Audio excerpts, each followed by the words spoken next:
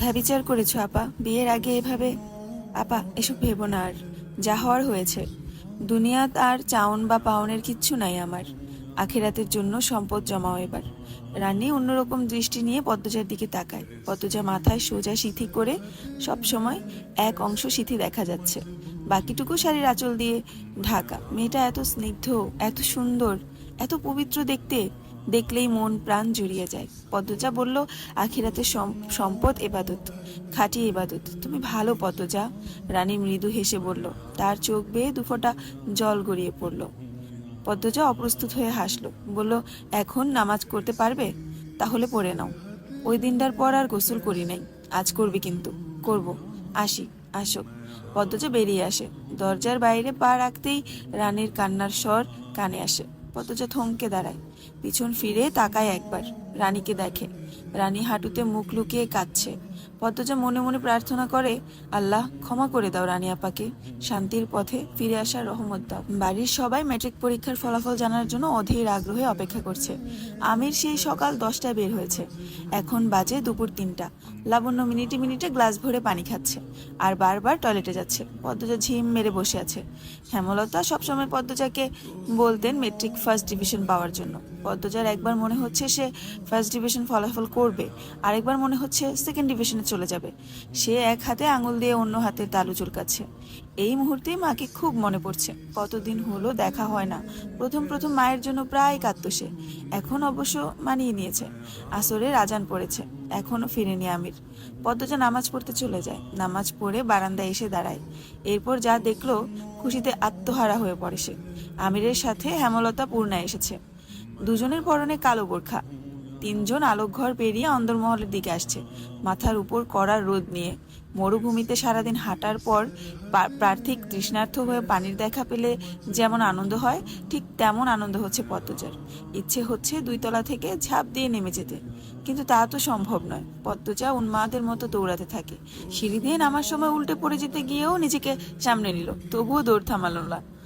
সদর ঘরের সবাইকে তোয়াক্কা না করে বাড়ির বউ ছুটে বেরিয়ে যায়। হেমলতা কিছু বুঝে ওঠার আগেই তার নয়নের মণি ঝাঁপিয়ে পড়ে বুকে। পদ্মজার ছোঁয়া চারদিকে যেন বসন্ত শুরু হয়। পূর্ণা পদ্মজাকে দেখেই জড়িয়ে ধরে, ফুপাতে থাকলো। পদ্মজা হেমলতার বুকে মাথা রেখে পূর্ণাকে এক হাতে জড়িয়ে ধরে কাঁদো কাঁদো হয়ে বলল, এতদিনে আসতে মন হয়েছে তোমাদের? এভাবে পর করে দিলে আম্মা। আর পূর্ণা, তুই তো আসতে পারতি বোন। বোনকে মনে পড়ে না? শাড়ির আঁচল টেনে পদ্মজার মাথার চুল ঢেকে দিলেন হেমলতা। এরপর বললেন, মেয়ের শ্বশুরবাড়ি আসা কি এতই সোজা? তাহলে শ্বশুরবাড়ি পাঠানোর কি দরকার, যদি মা বাবা সহজে আসতে না পারে? আপা, আমার তোমাকে খুব মনে পড়েছে। পূর্ণা বাচ্চাদের মতো করে কাঁদছে। পদ্মজা পূর্ণার চোখের জল মুছে দিয়ে বলল, আমারও মনে পড়ে।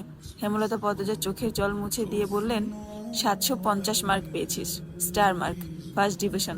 এই খুশিতে আর কাঁদিস না। পদ্মজার চোখ ভর্তি জল, গাল ঠোঁট চোখের জলে ভেজা ভেজা।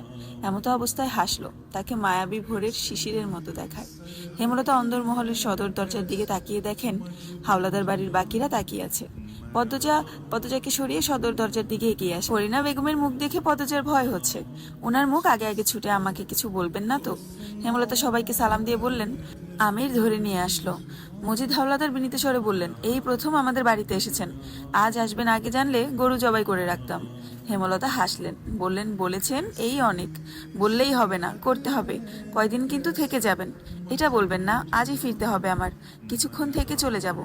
প্রথমবার আসলেন আর কিছুক্ষণ থেকেই চলে যাবেন? আবার আসবো, অনেকদিন থেকে যাব। আজকের রাতটা থেকে যান না। আম্মা, আজ থেকে যাও আমার সাথে, পদ্মজা অনুরোধ করে বলল। হেমলতা হাসলেন। ফরিনা কিছু বলছেন না, ভ্রুকুটি করে দাঁড়িয়ে আছে। তিনি হেমলতাকে ভেতরে ভেতরে ভয় পান। কেমন ধারালো চোখের দৃষ্টি, যেন একবারে তাকিয়ে ভেতরে সব দেখে ফেলতে পারে। আর চোখ মুখের ভাব দেখলে মনে হয় কোনো দেশের রাজরানী। তার উপর আমির দরদ দেখে শাশুড়িকে নিয়ে এসেছে। ফরিনা বিরক্ত হচ্ছেন। হেমলতা ফরিনার দিকে তাকাতেই ফরিনা চোখ সরিয়ে নেন। হেমলতা ফরিনাকে প্রশ্ন করলেন, আপা, কথা বলছেন না যে? আমার উপস্থিতি বিরক্ত করছে খুব? হেমলতার কথায় ফরিনা সহ উপস্থিত সবাই অস্বস্তিতে পড়ে যায়। ফরিনা হাসার ব্যর্থ চেষ্টা করলেন, তারপর বললেন, কি বলছেন আপা, বিরক্ত হইতাম কেরে? এই প্রথম আইসেন, খুশি হইছি, তাই বলুন। দরজায় দাঁড়ায় গপ আর কতক্ষণ হইব, ঘরে আহেন। ফরিনা দ্রুত সটকে পড়েন। সদর ঘরে আগে আগে হেঁটে আসেন, হাঁপাতে থাকেন, বিড়বিড় করেন, মহিলা এত চালাক, সত্যি সত্যি সব বুঝা ফেলে। হেমলতা সবার আড়ালে শাড়ির আঁচলে মুখ চেপে সেকেন্ড দুয়েক হাসলেন। হেমলতাকে হাসতে দেখে পদ্মজাও হাসলো। সবাই সদর ঘরে এসে বসে। লাবণ্য ও পদ্মজার ফলাফল দেওয়ার উপলক্ষে শিরিন সাহানাকে দাওয়াত দেওয়া হয়েছিল। তারা এখন হাওলাদার বাড়িতেই আছে। দুই বোন হেমলতা পূর্ণার জন্য নাস্তা তৈরি করতে রান্নাঘরে গেল। লাবণ্য দরজা বন্ধ করে ঘরে বসে আছে। আমির এখনো লাবণ্যর ফলাফল কাউকে বলেনি। সে সদর ঘর থেকে লাবণ্যকে ডাকলো। লাবণ্য, এই লাবণ্য, শুনছিস? এদিকে আয়, আজ তোর খবর আছে। আমিরের কথা শুনে লাবণ্যর বুকে ধুকপুকানি থেমে যায়। এক্ষুনি নিঃশ্বাস বন্ধ হয়ে যাবে অবস্থা। নিশ্চিত ফেল করেছে। লাবণ্য চিত হয়ে শুয়ে অপেক্ষা করতে থাকে কখন সে মারা যাবে। আমির আবার ডাকলো। বেরিয়ে আয় বলছি, নয়তো দরজা ভেঙে ঘরে ঢুকবো। তখন কিন্তু গায়ের মার বেশি পড়বে। লাবণ্য তড়িঘড়ি করে বিছানা থেকে নামে, গায়ের ওড়না ঠিক করে দরজা খুলে সদর ঘরে ঢুকতে ঢুকতে নামাজের সব সূরা পড়তে থাকে। আমির চেয়ার ছেড়ে দাঁড়াতে লাবণ্য কেঁপে ওঠে। কাঁদো কাঁদো হয়ে বলল, আগামী বছর মেট্রিকে পাশ করাম কসম। এই বছরই তো পাশ করেছিস, তাহলে আগামী বছর আবার মেট্রিক দিবি কেন? লাবণ্য চকিতে তাকালো। তার মুখটা হা হয়ে যায়। লাবণ্যর মুখের ভঙ্গি দেখে সবাই হাসলো। লাবণ্য খুশিতে কেঁদে দিল। আমির লাবণ্যকে জড়িয়ে ধরে মাথায় হাত বুলিয়ে বলল, আর একটুর জন্য ফেল করিসনি। লাবণ্য হাসতে হাসতে কাঁদছে। লাবণ্যর পাগলামি দেখে আমিরও হাসছে। তখন সদর ঘরে প্রবেশ করে রিদওয়ান হাওলাদার। হেমলতা রিদওয়ানের দিকে অনুসন্ধানী দৃষ্টিতে তাকান। হেমলতার চোখে পড়তেই রিদওয়ান বিব্রত হয়ে ওঠে। চোখ সরিয়ে নেয় একটু পরপর, আর চোখে তাকিয়ে দেখে হেমলতা তখনও তীক্ষ্ণ দৃষ্টি মেলে তাকিয়ে আছে। রিদওয়ান ঘর ছেড়ে বেরিয়ে যায়। এ যেন সাপুরে ও সাপের খেলা। রাতের খাবার শেষ হয়েছে সবেমাত্র। এশার আজান পড়েছে অনেকক্ষণ আগে।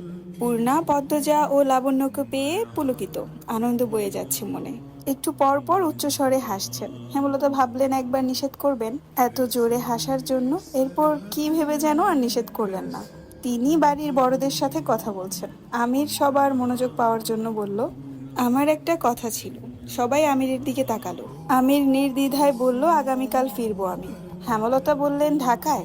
জি, পদ্মজাকে নিয়েই যাব, সাথে লাবণ্যও যাবে। দুজনকে কলেজে ভর্তি করে দিব। লাবণ্য পূর্ণার পাশ থেকে উঠে এসে আমিরের পাশে দাঁড়ালো। আবদার করে বলল, দা ভাই, তুমি কইছিলা আমি পাশ করলে আমারে দেশের বাইরে পড়তে পাঠাইবা। সেরি মানুষ বাইরে যাইতি কেন? কলজাটা বড় হয়ে গেছে? রেগে বললেন ফরিনা। লাবণ্য মায়ের কথা অনাগ্রহ করে আমিরকে বলল, কথা রাখতে হবে তোমার। আমির একবার মজিদকে দেখলো, এরপর লাবণ্যকে বলল, সত্যি যেতে চাস? হ। লাবণ্যর মাথায় গাট্টা মারলো আমির। এরপর বলল, আগে শুদ্ধ ভাষাটা শিখ, এরপর দেশের বাইরে যাইতে চাবি। লাবণ্য আহ্লাদি হয়ে বলল, পদ্মজা শিখাই দিবে, এটা কোনো বড় ব্যাপার না দা ভাই। আপাতত ঢাকা চল, শুদ্ধ ভাষা শিখে প্রস্তুত হ, এরপর পাঠাবো। তুই পাগল হয়ে গেছিস বাবু? এই শরীরে বাইরে পাঠাই দিবি? জাফর ভাই আছে, ভাবি আছে, সমস্যা নেই আম্মা। একটাই তো বোন আমার, নিজের মতো পড়াশোনা করুক। ফরিনা বিরক্তিতে কপাল কুঁচকে তাকিয়ে আছেন। মজিদ কিছুই বলছেন না, চুপচাপ দাঁড়িয়ে আছেন। মানে তিনিও আমিরের দলে, তাহলে আর কথা বলে কি হবে? এই সংসারে এমনিতেও তার দাম নেই, কেউ কথা শোনে না, নিজের মতোই বকবক করেন। ফরিনা উঠে চলে যান। হেমলতা উঠে বললেন, কালকেই চলে যেতে হবে? 2-3 দিন পর হবে না? আমির নম্রভাবে বলল, না আম্মা, আমি 8 বছর হলো ঢাকা গিয়েছি। এর মধ্যে এই প্রথম 3 মাসের মতো গ্রামে থেকেছি। ব্যবসা ফেলে এসেছি। আমার অনুপস্থিতিতে আলমগীর ভাইয়া সামলেছিল, কিন্তু এখন তো ভাইয়াও চলে এসেছে। তাছাড়া আমার ব্যবসা আমারই সামলানো উচিত, তাই দ্রুত যেতে হবে। আপত্তি করবেন না? হেমলতা পদ্মজার দিকে চেয়ে বলল, তাহলে আগামীকালই যাচ্ছ? জি।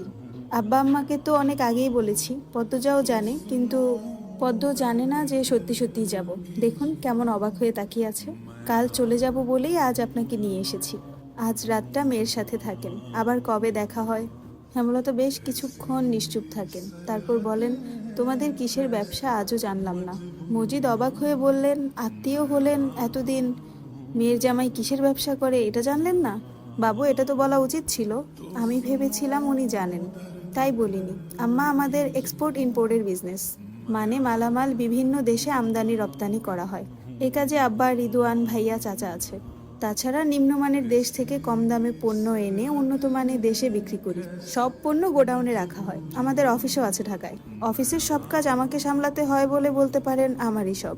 অনেক বড় ব্যাপার, হেসে বললেন হেমলতা। তিনি জানতেন না আমির এতটা বিত্তশালী। এক্সপোর্ট ইম্পোর্ট বিজনেস কম কথা নয়, এই ব্যাপারে মোটামুটি তিনি জানেন। কলেজে থাকাকালীন পড়েছিলেন। পদ্মজাকে পূর্ণা জড়িয়ে ধরে রেখেছে। পদ্মজা বলল, কথা বলছিস না কেন? কাল চলে যাবে আপা, তাই তো কথা হচ্ছে। আমার খুব মনে পড়ে তোমাকে। কাঁদছিস কেন? আসবো তো আমি। সে তো অনেক অনেক মাস পর। পদ্মজা কিছু বলতে পারলো না। হেমলতা কথা বলছেন আমির আর মজিদের সাথে। খলিল আলমগীর নীরব দর্শক হয়ে বসে আছে। বিকেল থেকে রিদওয়ানের দেখা পাওয়া যাচ্ছে না। পদ্মজা হেমলতার উপর চোখ রেখে পূর্ণাকে জিজ্ঞাসা করলো, আম্মা খুব শুকিয়ে গেছে রে, খায় না? না, মাঝে মাঝে সারাদিন পার হয়ে যায় তবুও খায় না। জোর করে খাওয়াতে পারিস না? ধমক মারে, শোনে না কথা। আম্মা ঘাড় তেরা। ঠিক বলছো। উনি কেমন? ঝগড়া করে আম্মার সাথে? উনিটাকে? আব্বার প্রথম বউ। তুমি তো দেখতেও যাওনি। শ্বশুর বাড়ি থেকে চাইলেই যাওয়া যায় না। বল না কেমন? আদর করে তোদের? ভালো, খুব সহজ সরল। আম্মাকে খুব মানে, প্রেমা প্রান্তকে অনেক আদর করে। দেখতেও সুন্দর, আগে সাপুরের বউদের মতো সাজতো। আমার পছন্দ না বলে এখন আর সাজে না। তুই কি খারাপ ব্যবহার করিস তার সাথে? এখন করি না। তুমি কাকে দিয়ে এত খোঁজ খবর রাখো? সে তোর জানতে হবে না। তাহলে উনি ভালো, তাই তো? হুম, মিলেমিশে থাকবি। ঢাকা যাওয়ার আগে একবার দেখে যাও। বাপের প্রথম বউকে দেখার ইচ্ছে নেই আমার। পদ্মজা থমথমে স্বরে বলল। পূর্ণা বলল, আচ্ছা আমি আজ তোমার সাথে ঘুমাবো। ঠিক আছে, ঘুমাস। আম্মার খেয়াল রাখবি। আমাকে দেখে মনে হচ্ছে কোনো একটা বিষয় নিয়ে খুব চিন্তা করে, সারাক্ষণ ভাবে। তুই কথা বলবি, সময় দিবি। আমি তোমার মতো সব সামলাতে পারি না আপা। চেষ্টা করবি। ভোরে উঠে মগা ভাইয়াকে পাঠাবো, আব্বা আর প্রেমা প্রান্তকে নিয়ে আসতে। সবাইকে চোখের দেখা দেখে যাব। পূর্ণা পদ্মজাকে শক্ত করে জড়িয়ে ধরে। কান্না পাচ্ছে খুব। কত দূরে চলে যাবে তার আপা। পদ্মজা অনুভব করে পূর্ণার ভিতরের আর্তনাদ। সে পূর্ণার মাথায় হাত বুলিয়ে বলল, খুব দ্রুত চলে আসব। পদ্মজা মাঝে শুয়েছে, তার দুই পাশে হেমলতা আর পূর্ণা। পূর্ণা পদ্মজাকে শক্ত করে জড়িয়ে ধরে রেখেছে। হেমলতা নীরবতা ভেঙে পদ্মজাকে বললেন, পদ্ম, আম্মা, শহরে নিজেকে মানিয়ে নিবি।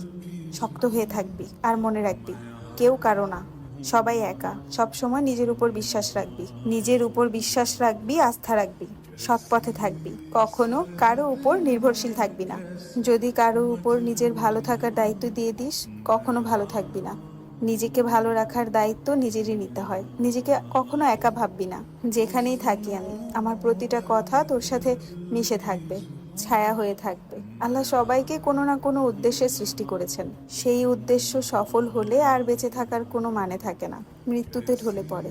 আমার ইদানিং মনে হয় তোকে জন্ম দেওয়া, বড় করে তোলা, তোকে বাস্তবতা দেখানো। সেই দায়িত্ব কতটুকু রাখতে পেরেছি জানি না, কিন্তু তোর দায়িত্ব অনেক বড় কিছু। পদ্মজা চাপা স্বরে বলল, কি সেটা? জানি না। তুমি এত কি ভাবো আম্মা? মুখটা এত ফ্যাকাশে হয়ে যাচ্ছে কেন? খাওয়া দাওয়া ঠিক মতো করবে। আমি পরের বার এসে যেন দেখি তুমি মোটা হয়ে গেছো। হেমলতা হাসলেন। সাদা ধবধবে দাঁত ঝিলিক মারলেন। তিনি পদ্মজাকে এক হাতে জড়িয়ে রেখে বললেন, পরের বার যখন আসবি একদম অন্যরকম দেখবি। কথা দিচ্ছ? দিচ্ছি। পদ্মজা হাসলো। পূর্ণা বলল, আমাকেও জড়িয়ে ধরো আপা। পদ্মজা পূর্ণাকে জড়িয়ে ধরে আর হেমলতা একসাথে দুই মেয়েকে জড়িয়ে ধরলেন। তারপর বললেন, এবার চুপচাপ ঘুম হবে, আর কোনো কথা না। মাঝরাতে হেমলতার ঘুম ভেঙে যায়। তিনি চোখ খুলে কান খাড়া করে শোনে কেউ হাঁটছে। কাঁথা গা থেকে সরিয়ে ধীরে ধীরে বিছানা থেকে নামলেন। সাবধানে দরজা খুলে বেরিয়ে পড়েন। পায়ের শব্দটা যেদিক থেকে আসছেন সেদিকে হাঁটা ধরেন। সাদা পাঞ্জাবি পরা একটা পুরুষের অবয়ব দেখতে পান। তিনি তীক্ষ্ণ স্বরে ডাক দিলেন, রিদওয়ান। রিদওয়ান কেঁপে উঠে পিছন ফিরল। চোখ দুটি তার বড় বড় হয়ে গেল। সে যে অপ্রস্তুত হয়ে পড়েছে দেখেই বোঝা যাচ্ছে।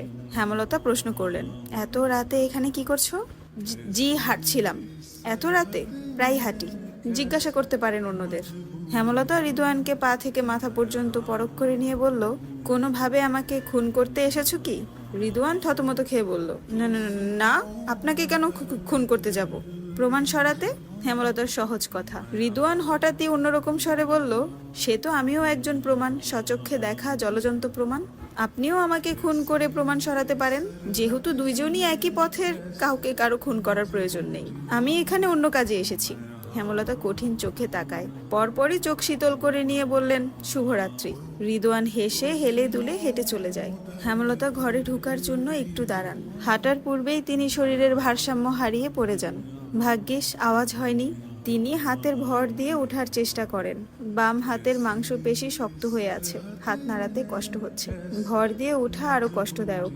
তিনি ওভাবে বসে থাকলেন।